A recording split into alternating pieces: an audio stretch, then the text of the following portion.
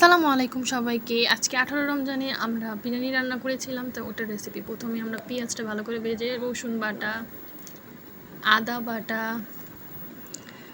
আর আদা বাটা তারপর কিছুক্ষণ নাড়লাম।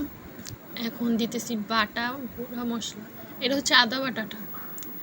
আর আমরা বাটা মশলাতে দিয়েছিলাম বাদাম বাটা, জায়ফল চৈত্রী বাটা, এই যে।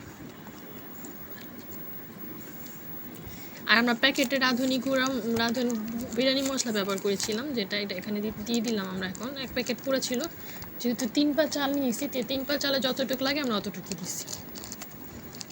দেওয়ার পরে যে আমরা এখন ভালো করে মশলাটাকে কষাবো। আশা করি আমাদের ভিডিওটা আপনাদের ভালো লাগবে। ভালো লাগলে like, comment and share and subscribe করে দেবেন। এই যে লবণ দিতেছি, এখন লবণ সামান্য যতটুকু পরিমাণ লবণ লাগে। আসলে রোজা থেকে তো লবণটা বোঝা যায় না, তা আমরা আন্দাজ মতো দিয়ে দিলাম। লবণ দিয়ে কিছুক্ষণ নাড়াচাড়া করে পানি দিয়ে কষাই নিচ্ছি। এই যে মশলাটা এখন কষাচ্ছি। কষানোর পর আমরা মাংসটা দিয়ে দিব।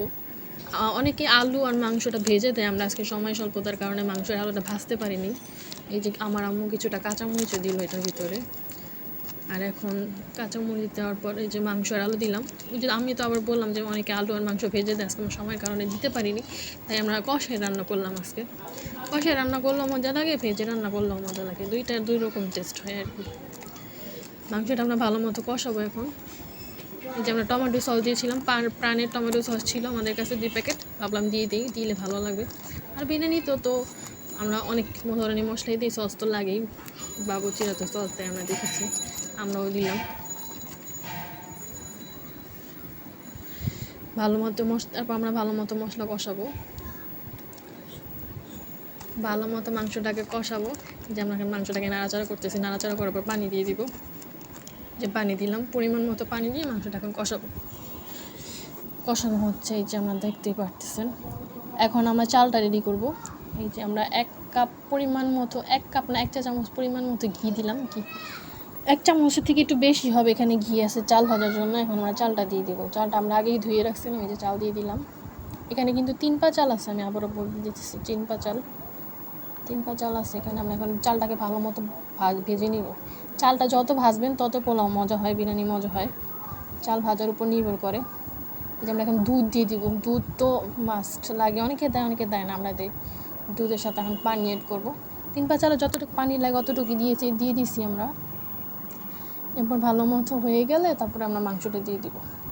এই দেখেন আমরা পানিও দিলাম 2 গ্লাসের মতো, মানে আমরা পানি দিচ্ছি না, আর একটু বেশি, বা 4 গ্লাস। আসলে পানির মাপটা আমি বুঝি না, আমার আম্মু দিছে। যে কষানো হয়ে গেছে, এখন আমরা মাংসটা দিয়ে দিলাম। মাংস দিয়ে আমরা আবারও ভালোভাবে নাড়াচাড়া করবো। নাড়াচাড়া করে দমে বসায় রাখবো। প্রথমে একটু ফুটতে দিব, ফার্স্টে ফুটানো হলে তারপর আমরা দমে বসাবো। আশা করি আমাদের ভিডিওটা আপনাদের ভালো লাগবে, আমাদের রেসিপিটাও আপনাদের ভালো লাগবে। মাঝখানে আমি শসা টমেটো কেটে নিয়েছিলাম সালাদের জন্য, এই যে আপনাদের দেখাচ্ছি। আর এই যে হচ্ছে দেখেন আমাদের বিরিয়ানির হয়ে আসছে অনেকটা। এখন যে কেওড়া জল দিলাম, আর এই যে দেখেন হয়ে গেছে। এখন আমরা নেড়ে দেখাচ্ছি আপনাদেরকে। নাড়াচাড়া করার পরে যে এইরকম হচ্ছে ভিডিও লুকটা বিরিয়ানি। আমরা মোরগ পোলাও রান্না করেছিলাম, এই যে মোরগ পোলাও এটা। আশা করি আমাদের ভিডিওটা ভালো লাগবে, আশা করি। ধন্যবাদ, আসসালামু আলাইকুম।